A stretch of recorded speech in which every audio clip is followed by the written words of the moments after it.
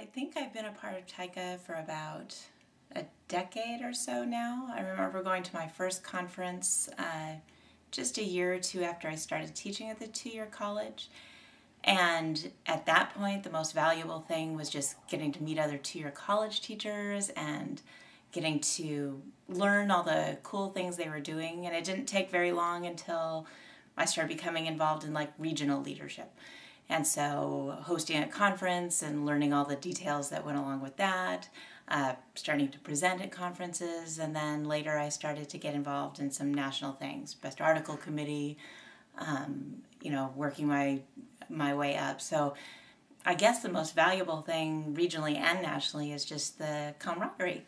And so TYCA folk are my kind of people, and I enjoy hanging around with them and learning from them. And wherever you go to your college people, and I think the two-year college mission kind of attracts a similar attitude or sense of education and sense of how we should be with our students and what we're trying to do. And I think that is something that TYCA allows you to bring together, is a chance to, we so rarely get that chance in our own classrooms in our own institutions to really talk with one another very much. And TYCA is just that place, that professional home where you can do that. And along with the camaraderie is just the professional development. And so I have learned so much by reading the journal, the TYCA. I've learned so much from going to conference presentations, both regionally and nationally. I've learned a lot by having to learn to present myself and to share my work with others in print and in conference presentation form. And so I think those are the two most valuable things, and they're valuable on both the regional and national level. Hi, I'm Marilyn Valentino, and I welcome you to National TYCA.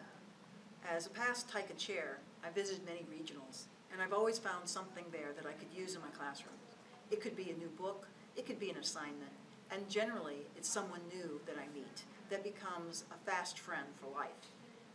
And I'm telling you, that's important, because when I need a new assignment, when I need to know what we can do in our division to make our writing program better, I call someone from TYCA. I might email them, I might find them again at the national conference, but whatever it is, I know that my TYCA family will see me through it. So when we visit TYCA National, either at the conferences or even in our own Midwest regions, we know that we have people that we can count on and trust. And really, we find that it makes teaching so much better. Sometimes our colleagues at home aren't as much help, or we might feel strange about asking them, but I never feel strange about asking someone from TYCA to help me with speech, help me with some research, or even, as I find grants and monies that they have used before.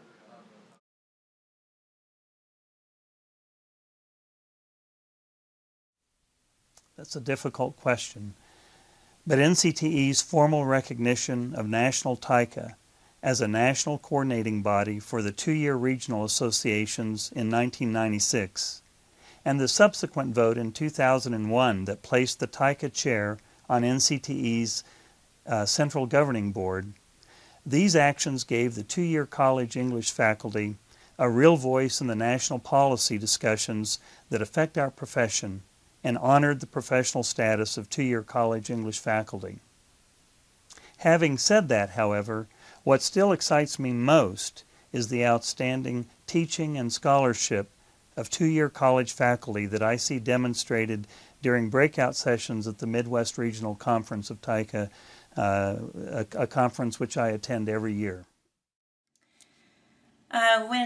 When I think of TYCA, I'm really proud of a lot of things. I'm certainly proud of the scholarship that's coming out of two-year college. But I think when I think of our organization, I'm really proud of the advocacy work that's starting to happen. The NCTE, a number of years ago, started becoming more politically aware and trying to advocate for educational policy in K through 12 particularly. That's where a lot of the federal policy is. And I see that there's definitely a need for that in the two-year college too, and it's exciting to think that there's some space for that. So in states across the nation, we're seeing things like National Completion Initiative, we're seeing things like accelerated learning. We're seeing lots of changes in working conditions, mostly not for the positive. And while those are challenging, I think it's kind of exciting to be a part of a national organization that's more than just professional development, that always also has its eye to what sorts of conditions are needed in order to create the best educational system possible. And so that is something I'm proud of, is the work that we're starting to do that way.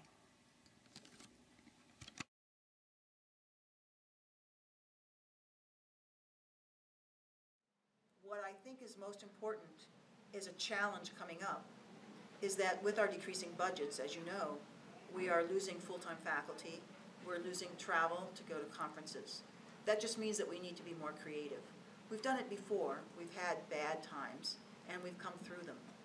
And having National TYCA speak for us at the table at NCTE helps us gain not only a great reputation, but gain status and a strong voice. So please, I urge you, stay in TYCA, be a member of TYCA, work on a committee, and you'll never regret it. Teaching English in the two-year colleges, we face interesting challenges. Most of these challenges have a long history. Currently, those that seem most demanding of our attention include issues related to concurrent credit or dual enrollment, and to the continued over-reliance on adjunct faculty.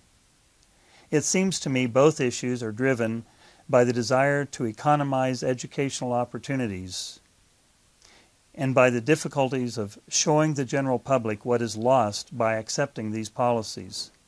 Saving money is easy to measure. Rich learning is not so easily quantified.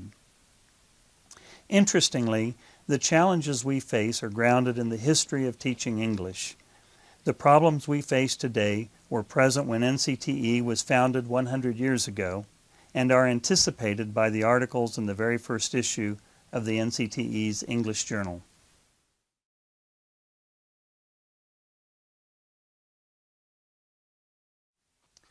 TYCA.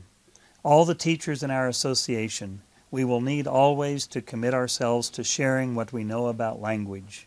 There is no easy right-wrong assessment. We can use language to smooth water to crystal clarity, until kneeling with frost by a well curb, we might see deeply, capturing something more of the depths, truth, a pebble of quartz. Or we can watch language stirred up from depths until with Wordsworth we hear Triton blow his wreathed horn. Gwendolyn Brooks reminds us there are millions of words in this world, not necessarily may be found all cooked, the ones to express my nuances. I recall a wonderful professor who once commented that in stasis there is no significant syntax. I look forward to the changes in our profession, to the rich syntax of conversation. So what do I see as important for National TYCA? We need to do what we can to model good teaching, to resist simple tests and narrow definitions of progress that kill the spirit of language and that cheapens the rich possibilities of our students' lives. Hi, I'm Sandy McGill-Barnhouse, past chair of National TYCA. As a member since 1996, I have found National TYCA most valuable as my resource of ongoing professional development. I'm proud of belonging to TYCA for many reasons, but maybe most proud of TYCA's recognition of the two-year college faculty as both teachers and scholars.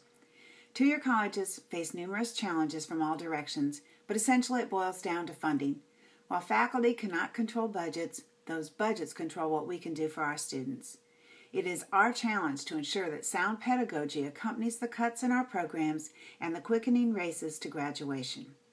As we look to the future, TYCA's 2020 vision statement provides a framework of goals for the organization. Two-year college English teaching promises exciting possibilities as well as challenges. Happy 15th anniversary to National TYCA. Thank you to all of those who helped found the organization, the people who had the original vision of the unique role our teaching has in the profession.